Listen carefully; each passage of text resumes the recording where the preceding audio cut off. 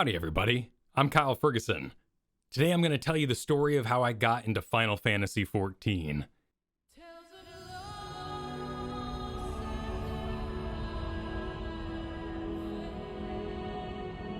This is where the title card goes.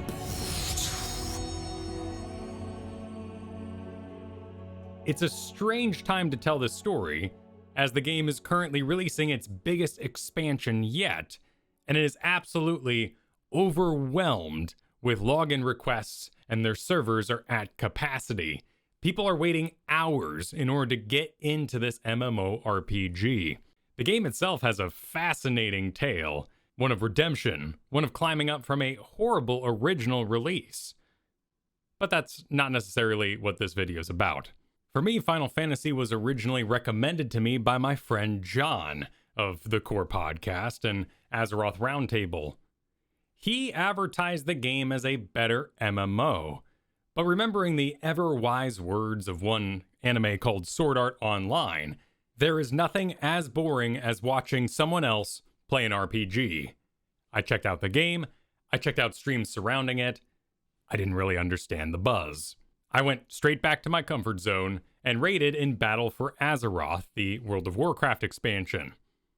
But as catch-up mechanics released for that game, the story petered on and didn't really know quite where it was going, I gave it up, and I ended up picking up an old favorite RPG for a time, Dragon Age Origins.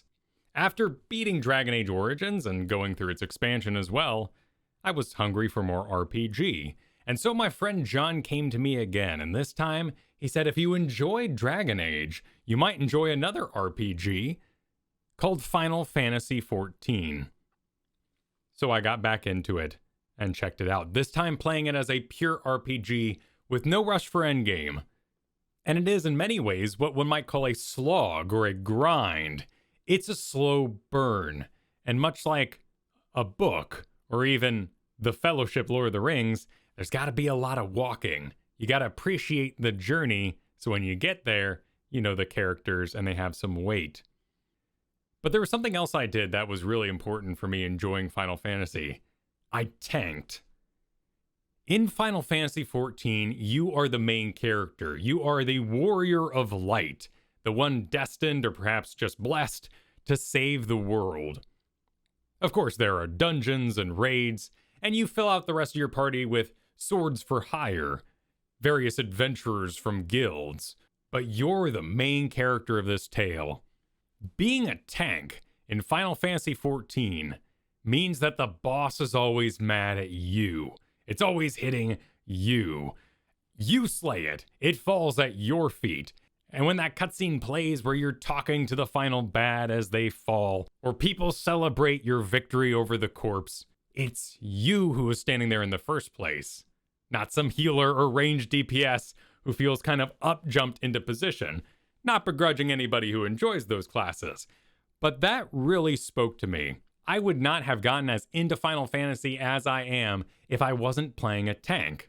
I started out in the Desert City just because the theme was nice, and I picked a tank because I heard the abilities were flashy regardless of if you go with a martial class or not. And it's true, the abilities are very flashy. If you look at something, for instance, like World of Warcraft, your serious half-an-hour cooldown is a tiny little shield pop-up. But here, you are exploding with light, all sorts of abilities that just have a lot of luster to them, and can add quite a bit of confusion to the battlefield, which you can turn down in the menus if you want. Can it be stiff like an MMO? Yes, but there are quite a few custom animations that happen in the cutscenes that make things worth watching. Can it be slow? Absolutely. There in particular is a number of side sort of stories that eventually work back in that I didn't care much for. Much like the Sand Snakes of Game of Thrones, I was eager to get back to the main storyline. There's no getting around that the game is very anime.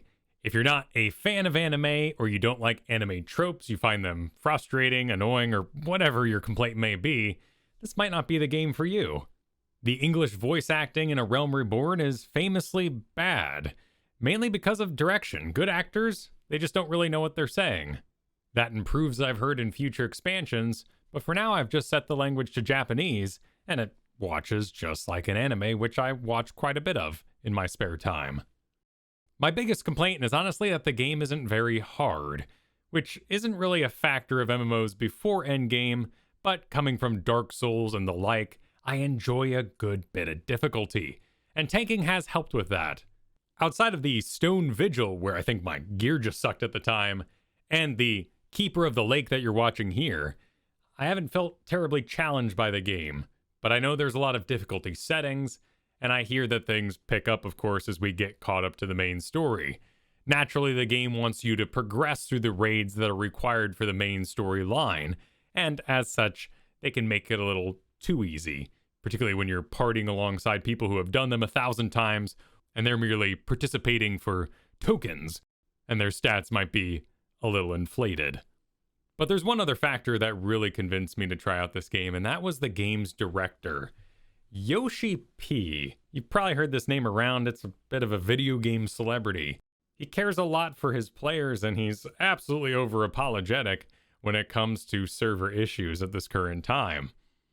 Endwalker is a culmination of the story, an ending, if you will, to the story that started in A Realm Reborn, even going back parts of it to that original botched release of Final Fantasy XIV. The game will continue on, there will be other expansions, but this is their climax, and in comparison to something like Shadowlands, which is attempting to do a Warcraft 3 tie-in and wrap up those stories, this investment is paying off. And I feel like that's the real reason why you're hearing so much about Final Fantasy XIV right now. The old expansions promised a lot. You meet so many characters. The story is so robust that you want to know it's going to pay off first. Like holding out for the final movie of a trilogy, you might just want to make sure you're not wasting your time.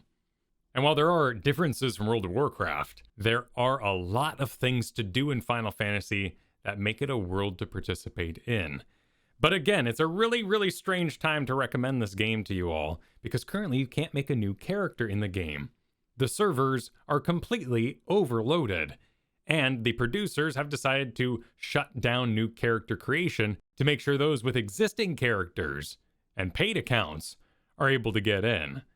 But in the weeks to come, that will alleviate. They're already working to improve the servers and increase the login capacity with a maintenance that's happening tomorrow, today when you're watching this.